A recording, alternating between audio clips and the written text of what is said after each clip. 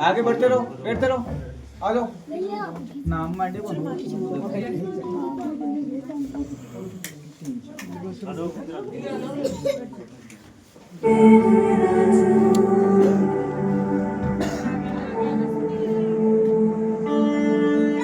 ईस्वी सन 1659 में किशनगढ़ की राजकुमारी चारुमती की सुंदरता पर मुग्ध होकर औरंगजेब ने उससे विवाह का प्रस्ताव भेजा।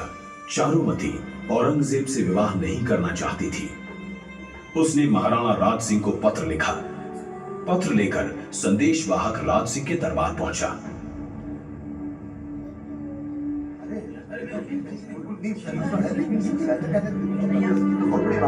क्षमा घड़ी अन्नदाता, मैं किशनगढ़ की राजकुमारी चारुमती का संदेश लेकर आया हूँ। क्या लिखा है राजकुमारी ने? मैं चारुमती आपको प्रणाम करती हूँ। मैंने आपको अपने पति के रूप में वर्ण कर लिया है। अब आप औरंगजेब से मेरी रक्षा करें, अन्यथा मैं प्राण त्याग दूंगी। इस परिस्थिति में चारुमती की रक्षा करना हमारा कर्तव्य बनता है रतन सिंह जी। जी हुक्म। आप 50,000 की सेना लेकर आमेर तक जाएं, वहां औरंगजेब की सेना को रोकें। तब तक मैं चैत्र पूर्णिमा को चारुमती से विवाह कर उन्हें लेकर आता हूं। जी हुक्म। रतन सिंह सलूमर के चुंडावत सरदार हैं। वे अपनी नवविवाहिता पत्नी हाड़ी रानी इंद्र कुंवर से विदा लेने उनके महल में गए।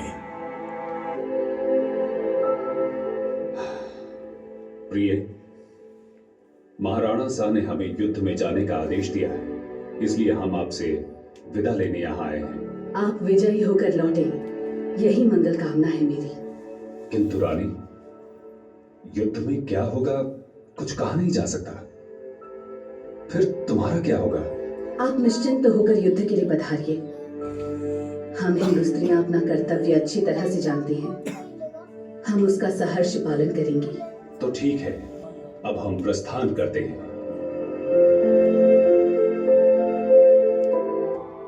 मोहग्रस्त रतन सिंह ने प्रस्थान से पूर्व राजपुरोहित को कहा, पुरोहित जी, हाड़ी रानी से कहो कि हम उनकी कोई निशानी युद्ध में साथ ले जाना चाहते हैं।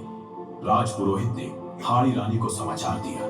पति की मोहग्रस्त मानसिकता भांपकर उन्हें कर्तव्य पथ का बोध कराने हेतु हाड़ी रानी ने अनूठा निर्णय किया। रंगबेल, तू मेरी सहेली है। ठाकुर साहब को मेरी अनमोल निशानी भेंट कर देना। और हाड़ी रानी ने अपना सिर काट दिया। थाली में चुनरी से ढके हाड़ी के सिर को देख रतन सिंह हतप्रभ रह गए।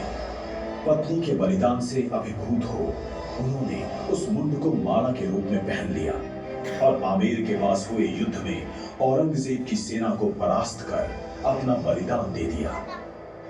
इस दंपत्ति के बलिदान द्वारा ही महाराणा राज सिंह चारुमती से विवाह कर लौट सके।